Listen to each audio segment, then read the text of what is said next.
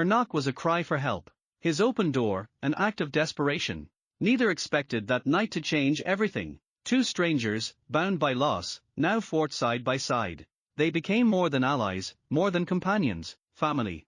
Beyond the walls, the wind howled, tearing through the valley's silence. Snow came sideways now, slashing across the dying light, devouring everything in its path. No trails, no markers, just white and more white. Eliza Cooper pulled her shawl tighter across her shoulders, though the threadbare wool did little to fight the cold that gnawed at her bones. Beside her, three small figures trudged in silence, heads down, faces hidden beneath scarves and worn hats. Nathan, the oldest at 10, kept his jaw clenched tight, refusing to show weakness.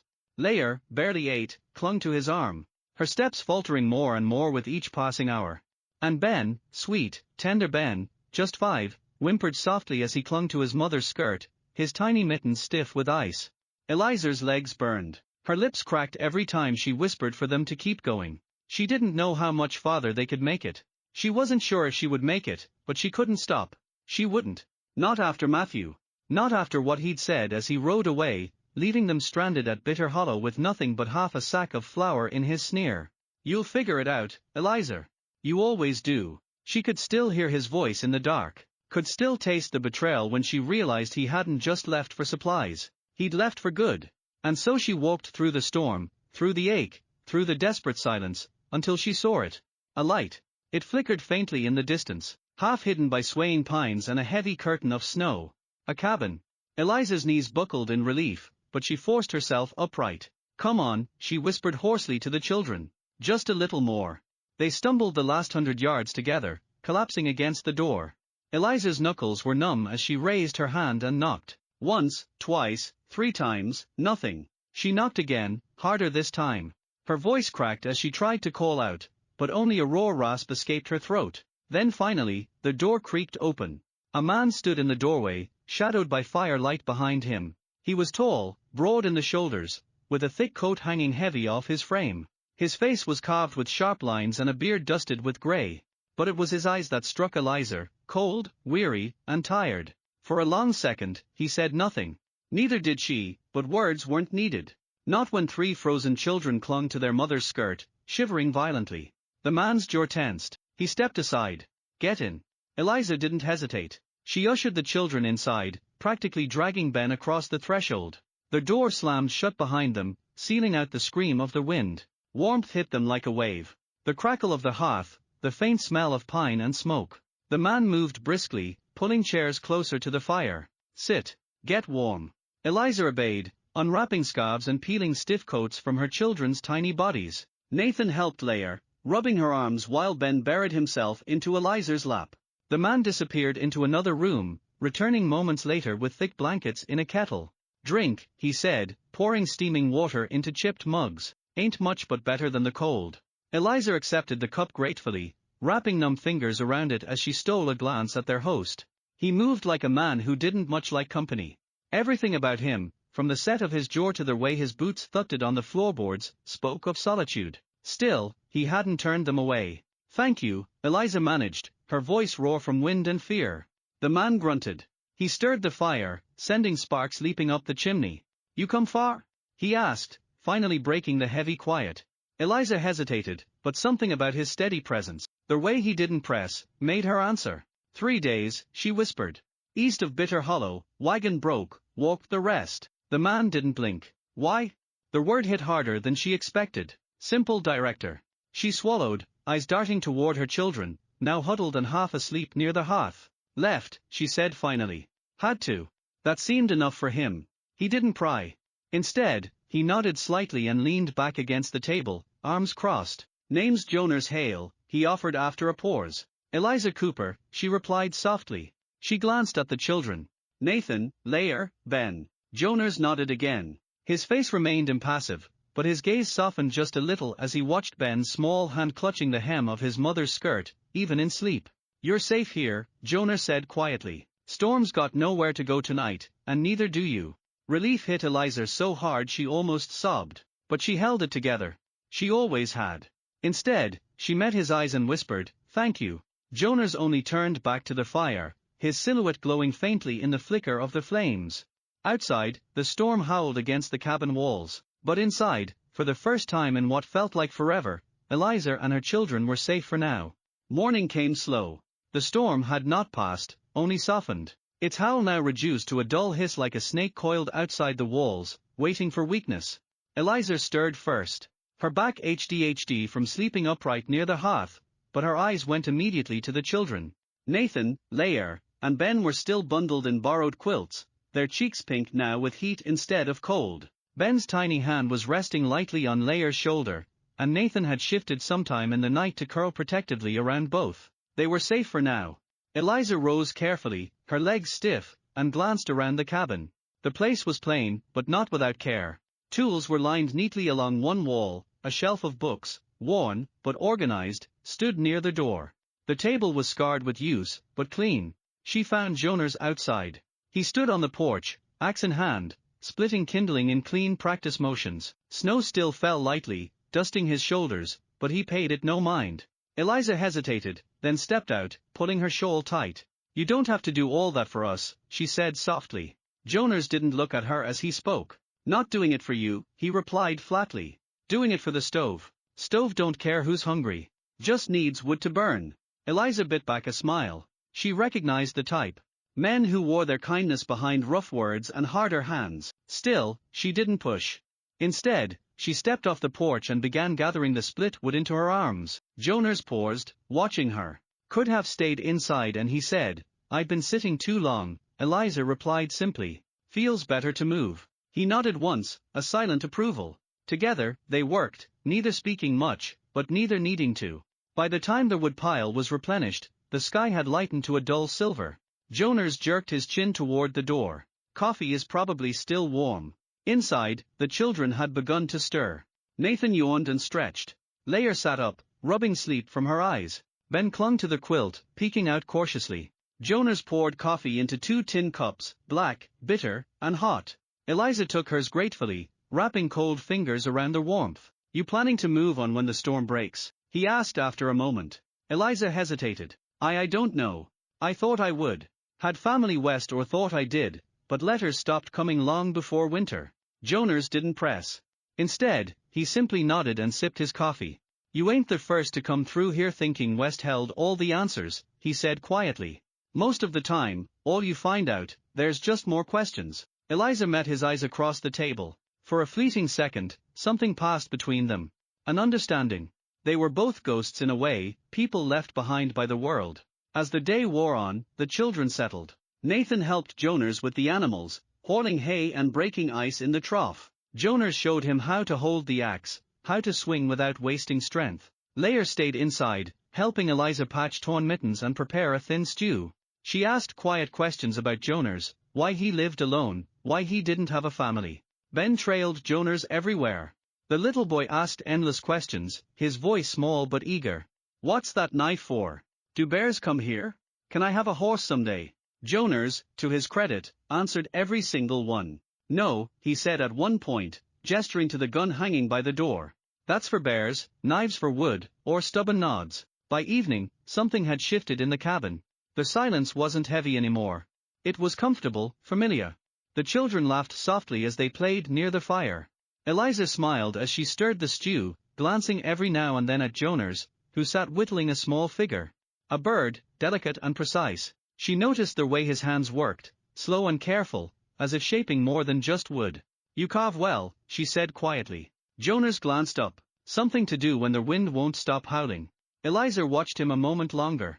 "I think," she began carefully, "you're kinder than you let on." Jonas didn't smile. Not exactly, but his lips twitched slightly, and that alone felt like a victory. Night fell heavy and slow. After supper, the children curled up near the hearth again, already half asleep. Eliza and Jonas sat at the table, the lamp casting soft golden light between them.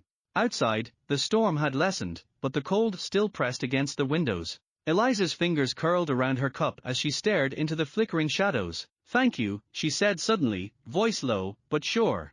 Jonas raised an eyebrow. "For what?" "For letting us stay, for not asking too many questions." Jonas looked away, his gaze settling on the sleeping children. "Didn't seem like you needed more questions," he murmured. "Seemed like you needed rest." Eliza felt something tight loosen in her chest. I did, she whispered. For a moment, silence settled again. Not heavy, not empty. Just easy. Jonas rose, stretching his broad shoulders. Storm's breaking, he said. Tomorrow you can head out if you want. Eliza nodded slowly, but something about the thought made her stomach twist. Head out. Go back into a world that had left her battered and alone. Or stay. But that was a thought for another night. For now, they were safe. For now, the fire burned steady. And for the first time in a long time, Eliza Cooper allowed herself to hope that maybe, just maybe, safety wasn't temporary after all. Morning broke with a pale, uncertain light. For the first time in days, the sky held no snow. It hung heavy and grey. But still, it was clear. The storm had passed. Jonas Hale stepped onto the porch, boots crunching softly against the hardened snow. He could smell change on the air. Not just spring trying to find its way through winter's grip, but something else. Inside, Eliza and the children were already stirring. Nathan was rolling up quilts, eager to help. Leah sat braiding her doll's yarn hair while humming softly. Ben followed Jonas everywhere that morning, asking about the animals, about the trees, about life beyond snow. It felt normal. Too normal. Jonas knew better than to trust normal. By noon, Eliza stood in the doorway, wiping her hands on her skirt, eyes turned toward the distant ridge where the trail disappeared into the pines. Do you think it's safe now? She asked softly. Jonas didn't answer right away. He set down his axe, wiping sweat and frost from his brow. Safe ain't something the land gives, he said after a beat. But it's quiet. That counts for something. Eliza nodded, though doubt clouded her face. For a while, they worked side by side. Jonas repaired a fence rail that had cracked under heavy snow. Eliza swept out the cabin, humming gently as the children played nearby. Something about it felt settled, rooted, and that's when the sound came. Hoof beatots. Jonas heard them first, the steady, unhurried cop of horses. Not running, not racing, just confident. He stepped out of the barn, eyes narrowing toward the trail. A rider emerged from the trean, tall, lean, and dressed in a dark wool coat too fine for this part of the country. Another followed, then a third. The first man removed his hat, revealing slick back hair and a smug, familiar smile. Jonas knew his type instantly. Not a drifter, not an outlaw, something worse. A man who thought law and power were his by birthright. Afternoon, the man called, voice smooth as creek stones. Jonas didn't reply. Behind him, he heard the cabin door creak open. Eliza stepped out, wiping her hands instinctively on her apron. She saw the men and froze. Her face went pale.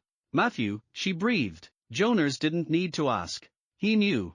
The man dismounted slowly, confidently, boots sinking into snow and mud. He tugged his gloves off with casual cruelty. Hello, Eliza. Matthew Crowley drawled. Been a long road finding you. Eliza stepped closer to Jonas, instinctively placing herself between Matthew and her children. What are you doing here? Her voice was thin, but steady. Matthew's smile widened, though it didn't reach his eyes. Come now. No welcome for your husband. You stopped being that when you left us to die in Bitter Hollow. Matthew tissed, shaking his head like a parent scolding a stubborn child. Come now, darling. Let's not make this dramatic. I've had time to think, to reflect. It's clear you and the children need proper care, structure, a man's hand to guide things. Jonas stiffened, jaw tightening. This ain't your place, he said flatly. Matthew's gaze slid lazily toward Jonas, sizing him up. And you are? The man whose roof they are under? Matthew chuckled low and mean. Well, isn't that convenient? Widow takes up with a stranger in the woods. Real wholesome. Jonas didn't flinch. You left them to die. I didn't. Matthew's charm cracked, his lips curling. I'm here to reclaim what's mine. I've already spoken with the sheriff in Glenrock. I'm their father by blood and by law. Eliza's face crumbled slightly at that word law. Jonas could see the fear there, not for herself, but for her children. Matthew saw it, too. And he pressed. I'll come back tomorrow, he said lightly, as if discussing whether. You can have tonight to say your goodbyes. But make no mistake, Eliza. They're leaving with me. Court's orders don't take kindly to women who run. He mounted his horse again, nodding once to his men. The three turned and rode out, leaving churned snow and silence behind them. That night, the cabin was a tomb of quiet dread. The children had heard everything. Nathan sat stiffly by the hearth, trying not to look scared, but failing. Leah clung to Eliza, asking quietly if they'd have to leave. Ben simply cried softly into his sister's lap. Eliza paced the small room, wringing her hands raw.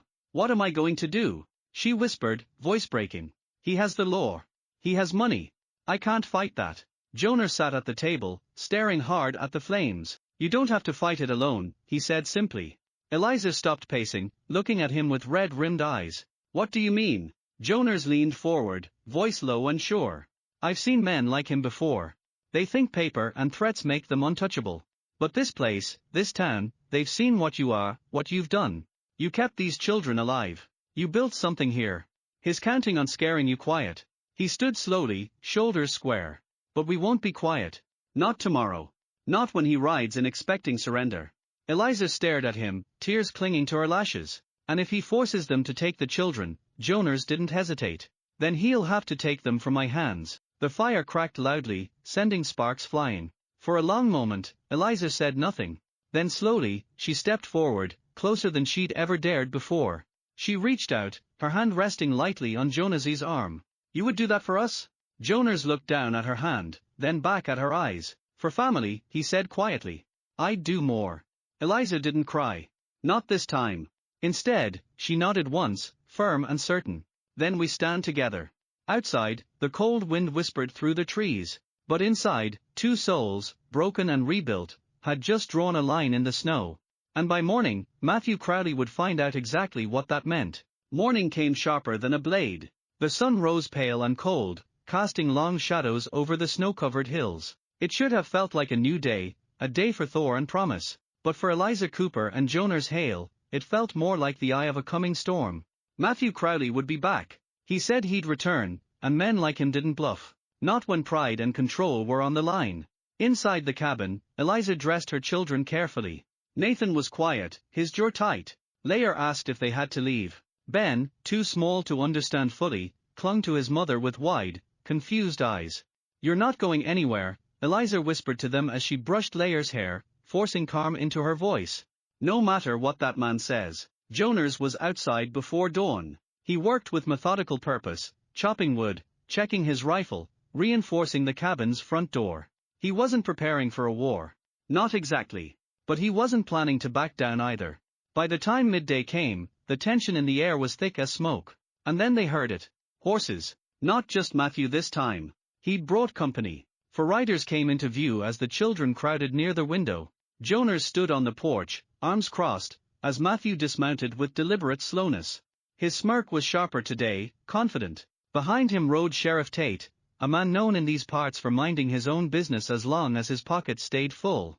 Matthew swaggered forward like he already owned the land beneath his boots. Eliza, he called, loud enough for the whole clearing to hear.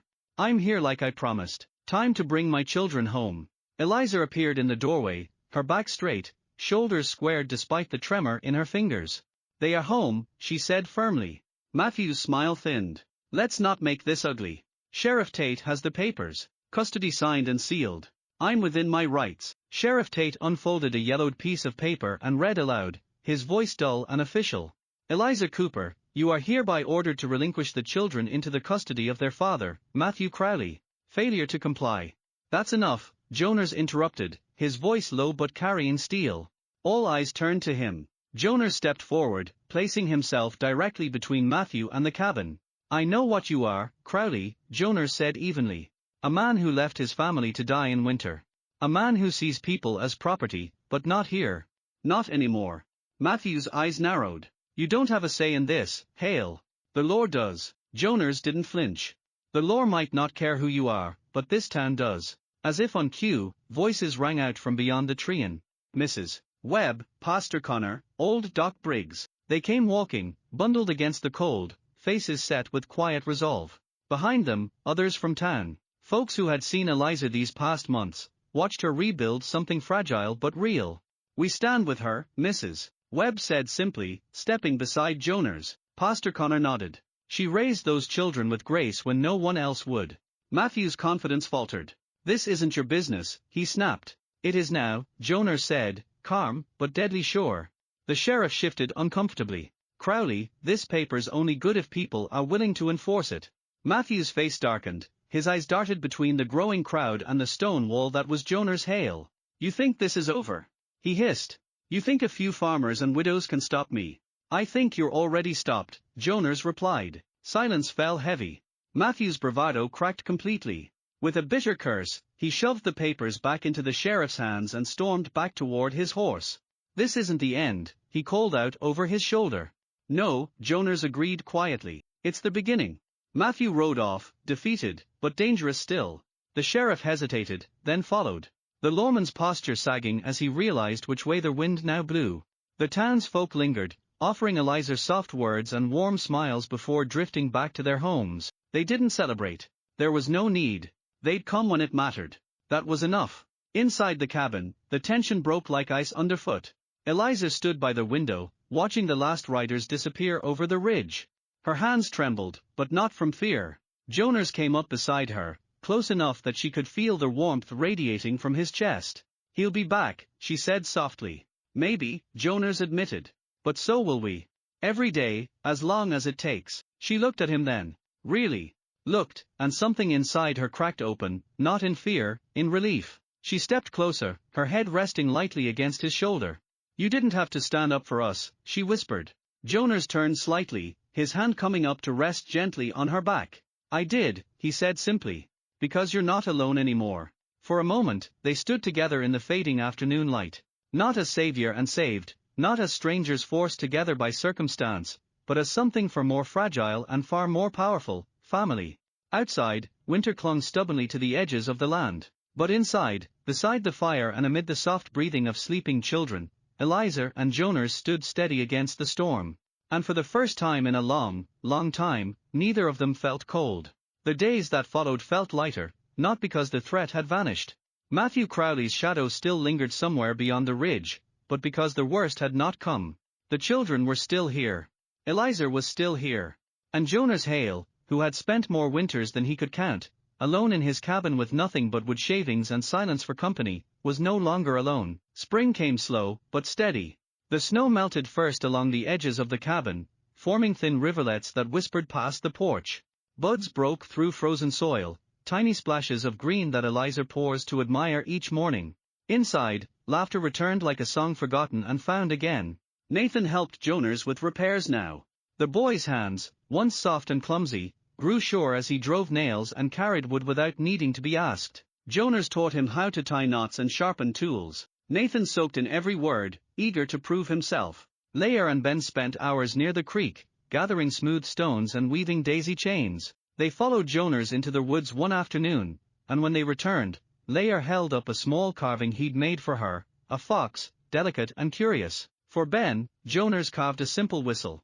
The boy ran through the yard blowing sharp, happy notes until Eliza laughed so hard she had to sit down. That sound, her laugh, startled Jonas the first time he heard it.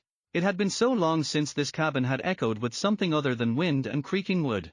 One evening, Eliza stood by the hearth, wiping flour from her hands after baking bread. Jonas sat nearby, sharpening his knife, though his eyes kept drifting toward her. The children were tucked in early, exhausted after chasing fireflies. A quiet hung between them, but it wasn't uncomfortable. It was expectant. Eliza finally broke it. "They are happy here," she said softly. Jonas nodded. "They should be." Eliza hesitated, then crossed the room, sitting down across from him. She leaned forward slightly, voice quieter now. "But are you?" Jonas stopped working the blade. He set it down carefully, then met her gaze. "For a long time," he began, voice rough with something tender. "This place was quiet because I wanted it that way. I thought, better to be alone than carry what I lost." Eliza's eyes softened and she didn't interrupt. "But then you came, you and them." He nodded toward the back room where faint whispers and giggles still slipped through the cracks. "And I realized quiet isn't always peace. Sometimes it's just empty." Eliza's throat tightened. "I never meant to stay this long," she admitted. Jonas smiled faintly. "I never meant to want you to." For a moment, the words just hung there, raw and real. Eliza reached across the table, her fingers brushing against his. "We don't have much," she whispered.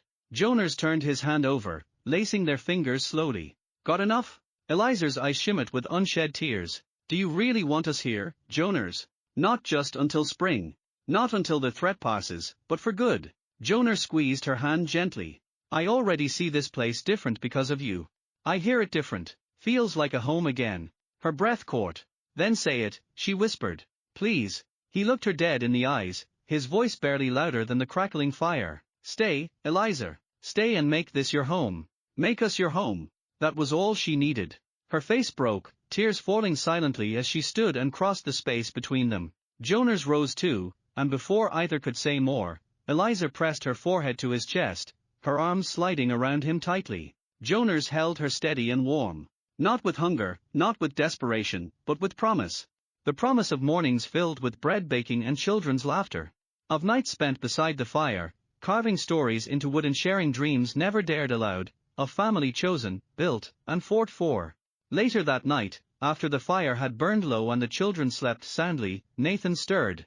He patted out quietly, finding Jonas standing by the window, looking out over the moonlit valley. "Jonas?" the boy asked softly. Jonas turned surprised. Nathan hesitated, scuffing his foot against the floor. "Is it okay if we call this home now?" Jonas swallowed hard, his throat tight. "Yeah, Nathan," he said quietly. "It's home now." Nathan nodded, relief softening his young face. But before he turned away, he asked one more question, one that hit deeper than Jonas expected. "Is it okay if I call you something else, too?" Jonas's chest tightened. "What's that?" Nathan shuffled closer, his voice barely a whisper. "P." Jonas's breath caught. He didn't speak. He just reached out and pulled the boy into a tight hug, holding him close as the boy's arms wrapped fiercely around his middle. Eliza watched from the doorway, unseen but smiling, her hand resting softly on her heart. Outside, the last chill of winter faded quietly into the night. And inside the word home settled, real and rooted in the walls, the fire and the beating hearts of those who now shared it. Spring had arrived in full now. The creek behind the cabin sang louder each day, its icy chains long gone. Buds burst boldly from trees that once stood bare, and the meadow grass reached greedily toward the widening sun. But still, winter's shadow had one more part to play. It came not in blizzards or bitter winds, but in the form of hoof-beats, measured and familiar. Jonas Hale knew the sound even before he saw the rider crest the ridge. Matthew Crowley. This time he rode alone. No hired guns, no crooked sheriffs, just a man worn thin, his fine coat dusty, his bravado dulled by distance and failure. Jonas stood on the porch when he arrived, hands calm at his sides. Behind him, the cabin door stood open. Eliza visible within, steady, composed. She didn't cower this time. Nathan, Lair, and Ben didn't hide either. They stood beside their mother, heads high, watching. This was their home now, their fortress. Matthew pulled his horse to a stop and dismounted slowly, his boots dragged slightly through the soft mud, his steps lacking the arrogant snap they once carried. Jonas didn't speak. He didn't need to. Matthew broke the silence first. "I came for them," he said, voice rough and uncertain. Jonas raised an eyebrow. "Last I saw, the court made that decision for you." Matthew sneered weakly. "Courts change, so do people." Jonas shot back, his voice cool, but cutting. Matthew's eyes flickered toward Eliza, his jaw tightened. But there was no fire left. "What is this? Huh?" He spat bitterly. "You play house with my wife, raise my kids like they're yours now." Eliza stepped forward then, calm, resolute. "They were never yours, Matthew," she said, her voice slicing cleaner than any blade. "You gave them nothing but fear. You left them to die. Jonas gave them something you never could." Matthew scoffed, but it was hollow. "I was their blood." "Blood?" Jonas said, his voice hardening. "Doesn't keep them warm at night. Doesn't mend toys or tuck them in when they are sick. Blood didn't teach Nathan how to split wood or Lair how to read better or Ben how to smile again." Matthew stood silent as the words hit him harder than any fist. Behind Jonas, Nathan's voice broke the tension. "You're not our poor," the boy said boldly. Lair followed, her small voice steady. Jonas's. Even Ben, clinging shyly to his sister's skirt, nodded solemnly. Matthew's shoulders sagged as if the words themselves carried weight too heavy to bear. He looked at Eliza one last time. Something flickered in his eyes. Regret maybe, or just the realization that what he lost was never coming back. Without another word, he turned and mounted his horse. This time when he rode away, he didn't look back. And when he disappeared beyond the ridge, it felt different. Finally, the last snow had melted. That evening, the cabin glowed warmer than ever. Jonas sat by the hearth, whittling quietly as the children played nearby. Eliza stood at the stove, stirring stew, her hair loose and soft around her shoulders. No more storm outside. No more storm inside. When dinner was done and the children tucked into their shared room, Jonas and Eliza found themselves alone by the fire. For a while, neither spoke. The crackling wood and distant sounds of frogs through the open window said enough, but eventually Eliza rose from her chair and crossed the room, stopping just in front of Jonas. Her eyes, always filled with something careful, now held only certainty. "I meant what I said, you know," she whispered. Jonas tilted his head slightly. "That this is home?" Eliza nodded, her voice full of softness and promise. "Yes, and not just because of the walls or the land. Because of you. You held us up when the world pushed us down. You stayed." Jonas set aside the piece of wood in his hand and stood. He reached for her hands, rough fingers curling around hers with the ease of something that had always been meant to fit. "I didn't know how much I needed you," he admitted quietly. "All of you. You have us now," Eliza said. "If you want us." Jonas smiled then, a rare, quiet smile that reached all the way to his eyes. "I want everything you bring through that door every morning, even the noise. Especially the noise." Eliza leaned up, pressing her lips softly to his. No rush, no grand gesture, just belonging. When they parted, she rested her head against his chest, listening to the steady beat beneath. "I used to wonder," she murmured, "if I'd ever feel safe again." Jonas held her tighter. "You're safe," he promised. "Always." Outside, the last remnants of winter melted quietly into the soft, breathing earth. Inside, beside the crackling hearth, a man who had once been hollow, and a woman who had once been broken, stood woven together, not by chance, but by choice. Love here wasn't loud or fast. It was carved slow with patient hands, like wood, like trust. And as the night deepened and their home held steady around them, Eliza whispered something only Jonas heard. "We're not surviving anymore, Jonas. We're living." And for the first time in his life, Jonas Hale believed her. Not every family is born. Some are chosen.